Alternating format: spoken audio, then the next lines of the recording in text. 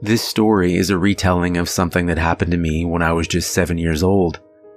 As the years have gone by and I've grown up, I've realized that the story cannot possibly be true, yet I can't shake the feeling that it is. It happened in Tokyo, in the subway station.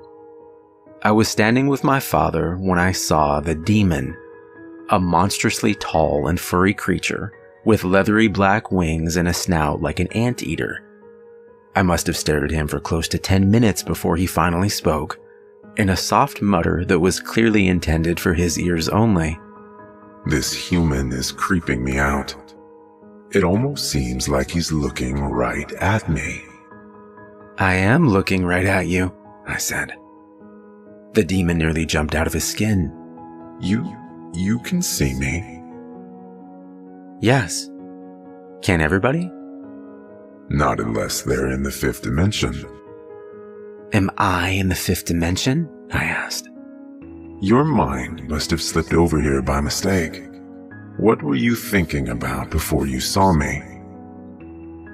I thought for a moment, and then grinned.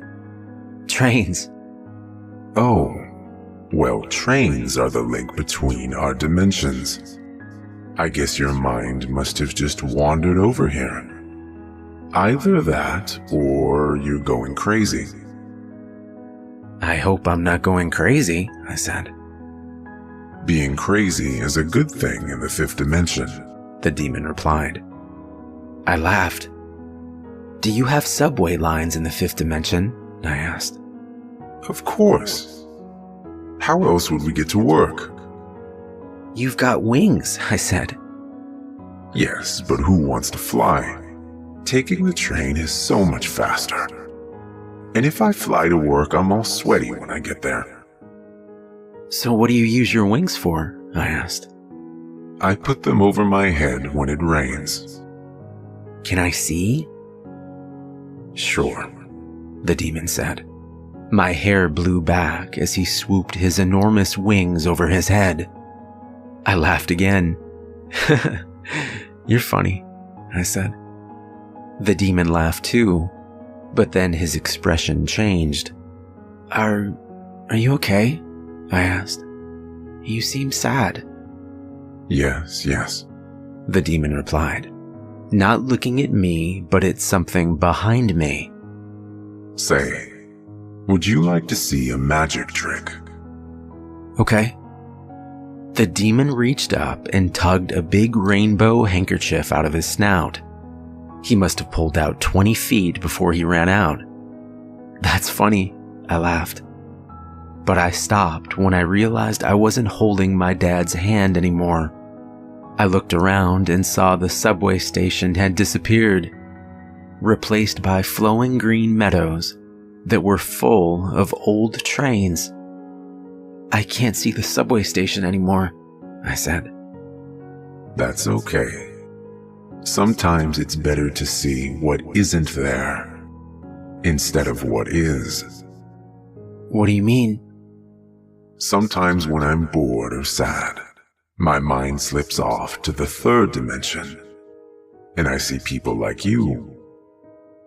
"Can you go to other dimensions too?" But the demon didn't answer. He was looking up at the sky. "It's starting to rain," he said, whooshing his wings up over his head. Warm droplets of rain hit my face. "Can I get under your wings with you?" I asked. "Not now," he replied. "You've got to go home." The world began to shimmer and flow together like different shades of green and golden paint, spinning around faster and faster in circles. I started to feel a little sick, and I closed my eyes.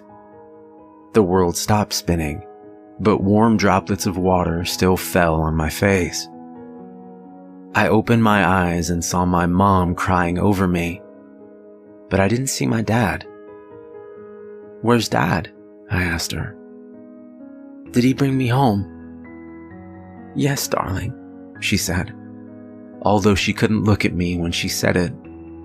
"He brought you home, and then he had to go away." "Oh, When will he be back?" "I don't know," she said. My dad never did come back, and it was years before I found out the truth. He had killed himself that day. That morning, he had written a note to my mother, explaining that he intended to bring me along and step in front of the train with me. My mother found it when she got home from work and called the police, but it was too late to stop my father. The witnesses say that just before he jumped, I pulled away from his hand and ran off, fainting right after.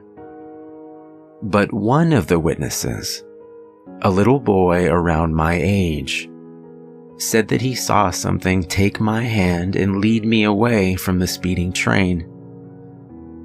He said it was a monstrously tall and furry creature with leathery black wings and an anteater's snout.